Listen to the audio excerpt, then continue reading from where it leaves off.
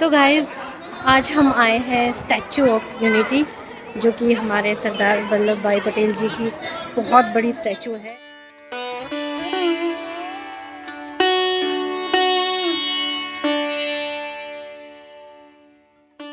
नर्मदा नदी के किनारे बना हुआ स्टैचू ऑफ यूनिटी जाने के लिए आपको सबसे पहले टिकट्स लेने होंगे। टिकट्स भी दो तरह के हैं।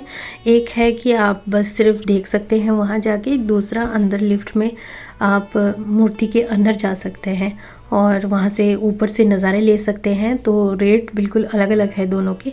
तो हमने ऊपर वाला लिया था कि हम एटलीस्ट जाके अंदर से देखें कि कैसा दिखता है वो, क्योंकि बार बार तो आना नहीं होगा। सोचा चलो अब आ ही गए हैं तो देखते हैं। और दूसरी बात, यहाँ पे आराम से आप लोगों को बसेस मिल जाएंगी, क्योंकि घड़ी दो घड़ी में बसेस चली रहती है। बसेस इसीलिए है क्योंकि ये सिर्फ स्टैचू ऑफ यूनिटी ही नहीं है वहाँ जाना, वहाँ जाने के लिए बहुत कुछ है।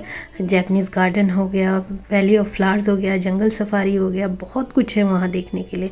तो मैं यहाँ देखिए जा रही हूँ। सबसे पहले हमने सोचा कि स्टैचू ऑफ यूनिटी देखते हैं, एकता की प्रतिमा। तो चलिए फिर स्टैचू ऑफ यूनिटी, एकता की प्रतिमा। ये प्रतिमा दुनिया की सबसे ऊंची प्रतिमा है। इसकी ऊंचाई 182 मीटर है। तो सोचिए कि ये प्रतिमा कितनी ऊंची होगी। अगर हम इसके काम की बात करें तो बहुत ही बारीकी से काम किया गया है। इसका निर्माण आरंभ हुआ था 31 अक्टूबर 2013 में और समाप्त हुआ 25 अक्टूबर 2018 में। और इस प्रतिमा का उद्घाटन 31 अक्टूबर 2018 में किया गया और हमारे सरदार वल्लभ भाई पटेल जी को ये प्रतिमा समर्पित है। प्रतिमा को बनाने में इतना टाइम लगा, तो आप लोग जब इस प्रतिमा को अपनी आंखों के सामने देखोगे तो आप लोगों को लग जाएगा पता कि कितनी मेहनत से बनाया गया है।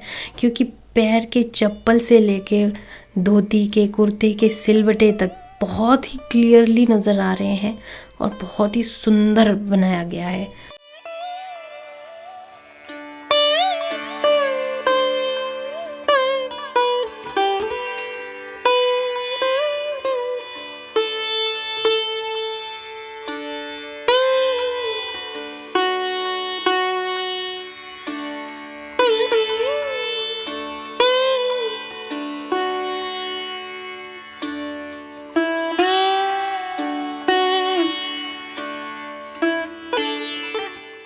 अभी हम आए हैं गैलरी में और यहाँ पे सरदार वल्लभ भाई पटेल जी के जीवन के से जुड़ी हुई बातें आप लोगों को देखने को मिलेंगी।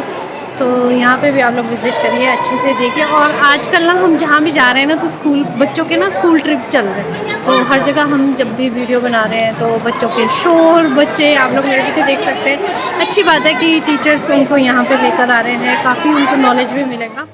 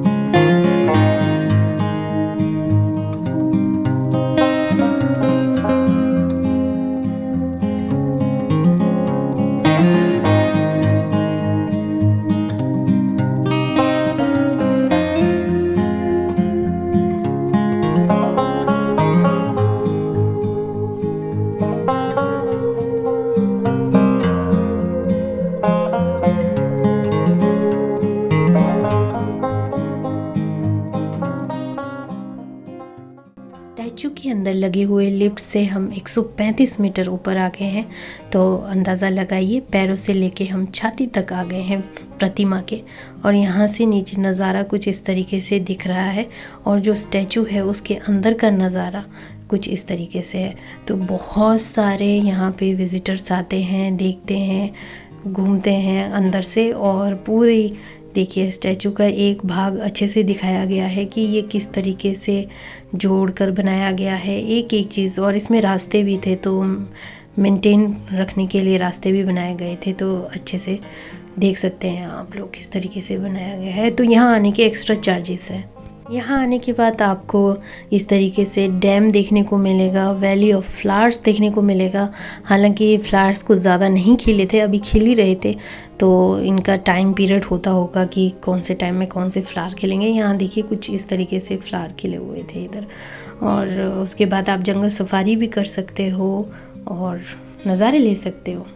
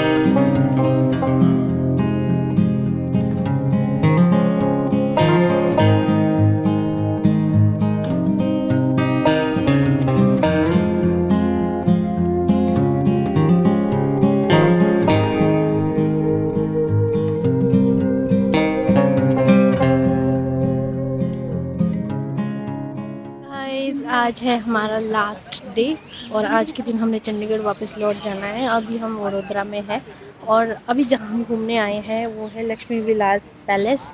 अब मैं आप लोगों को दिखाऊंगी ये पैलेस कितना बड़ा है और कितना खूबसूरत है।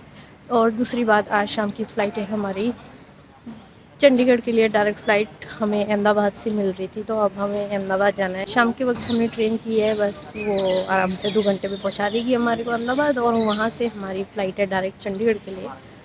तो सफ़र अंत यहीं होने वाला है। तो आप लोगों को मैं पैलेस दिखाते हैं, चलिए। लक्ष्मी विलास पैलेस जितना खूबसूरत बाहर से है उतना ही खूबसूरत अंदर भी है।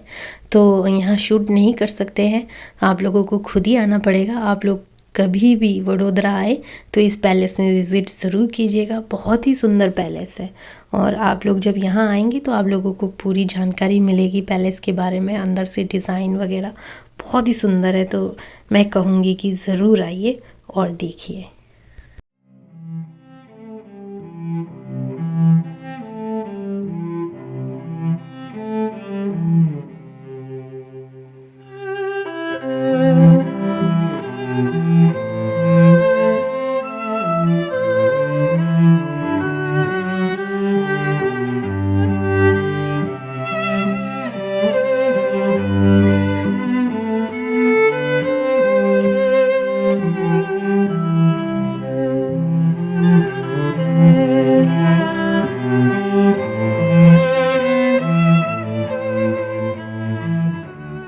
तो गाइज़ अब हम पहुंच चुके हैं चंडीगढ़, लेकिन गुजरात का जो ट्रिप था वो बहुत ही ज़्यादा अच्छा रहा हमारा। बहुत मज़े किए हमने और मुझे आप लोगों के कमेंट्स पढ़ रही थी मैं, लेकिन रिप्लाई करने का टाइम नहीं था। लेकिन मुझे ये जान के बहुत ज़्यादा खुशी हुई कि मैंने इतने सारे सब्सक्राइबर व्यूवर्स गुजरात से है। बहुत अच्छा लगा, आप लोगों ने इतने अच्छे अच्छे रिस्पांस दिए कि हमारे घर आ जाओ। लेकिन देखिए घूमने निकलते हैं, टाइम नहीं होता कि हम आप लोगों के घर आ पाए, क्योंकि जो मेरी सिस्टर हैं वो जॉब करती हैं तो उनकी भी छुट्टियां कम थी। तो हम ना बस धीरे धीरे सारा कवर करते हुए चल रहे थे और ट्रिप बहुत अच्छा लगा। और गुजरात बहुत अच्छा है और बहुत ही धार्मिक स्थल है वहाँ पर, तो मन वगैरह शांत हो गया। लेकिन एक चीज़ वहाँ पे मुझे बहुत ज़्यादा बुरी लगी, तो वो मैं ये बोलना चाहूँगी कि हर दूसरा आदमी मुझे गुटखा खाता हुआ ही नज़र आया। इवन जब सोमनाथ मंदिर के दर्शन करके हम बाहर निकल रहे थे,